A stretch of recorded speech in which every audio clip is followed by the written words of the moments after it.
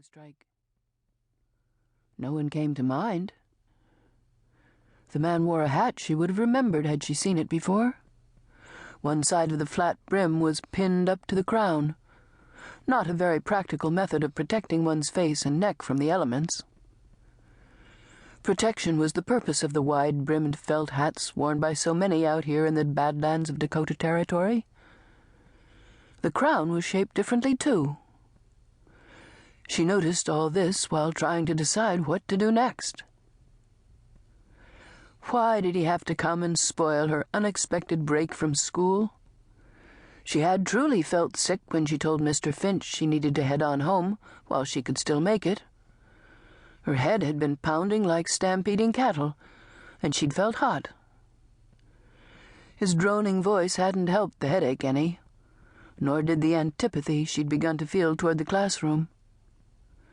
Ruby might call it spring fever, but after Sadling Bay and heading toward home, the river had been singing her name. Headache and heat. Two things that might be cured by a dip in the still cold from spring runoff river. A dip had turned to a float, and now she was caught by something worse than a swift eddy. As unobtrusively as possible, hands fluttering at her sides, she stroked toward the western shore. Any moment she should be able to touch bottom. If the hot weather continued, the river would drop quickly. But right here was a pool that stayed fairly deep year-round. "Hey, Missy, you coming on out and showing off what you trying to hide?" His laugh made shivers chase up and down her spine. Suddenly the water felt so cold her teeth started to chatter. "You can't get away, so forget the other bank. I got your horse and clothes right here." "I can give you a mean run for your money, you rattlesnake, you," she thought. He rode his horse closer to the water's edge. My, what a sight for sore eyes. Going to be a lot sorer before you get what you're thinking on. The horse put his head down for a drink. The man crossed his arms on the saddle horn.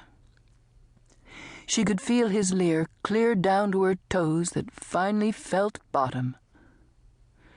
At least he could no longer see anything but her head.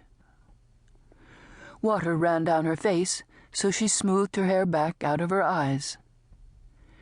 She should have left her hair braided, but after the long winter, all she'd wanted to do was go for a short and simple swim. Free-floating hair was part of the pleasure. What was so bad about that? She answered her own question. Some stranger riding up. That's what was wrong with it. Mentally, she called the man one of the names that Ruby had threatened her with loss of life and liberty for using, but it surely fit here. At the moment, Ruby would be right. No lady would let herself be caught in such a compromising situation. Not that Opal had any designs on that title anyway, much to her older sister's chagrin. "Well, if'n you ain't coming out, I'm coming in after you." "I wouldn't advise that." "You wouldn't? Now ain't that some terrible shame?" He slapped his leg and guffawed loud enough to set the crows to clacking. "And what do you think might stop me?" Opal glanced beyond him when something moving caught her attention. "Water's too cold for a yellow-livered skunk like you." "You ain't in no position to be calling me names like that, Missy." He nudged his horse forward, but the animal sat back on his haunches, ears flat against his head. "Looks to me like your horse has more sense than you do." She kept her shoulders under the surface by bending her knees, not letting him see that she'd moved to shallower water. His horse would have to swim, and it obviously didn't want to do that. The rider cursed his mount and dug in with his spurs, but all the animal did was spin and try to break for dry ground. At the same moment, Opal was shocked to see her friend